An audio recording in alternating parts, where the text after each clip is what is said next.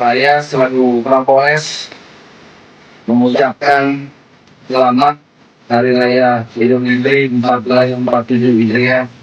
Mohon maaf lahir dan batin. Semoga momentum hari kemenangan Hari Raya Idul Fitri ini menjadikan momentum bagi kita semua kembali kepada kejernihan hati, kembali kepada kejernihan pikiran, kembali kepada pemahaman jati diri tugas-tugas kita sebagai seorang bayangkara sejati.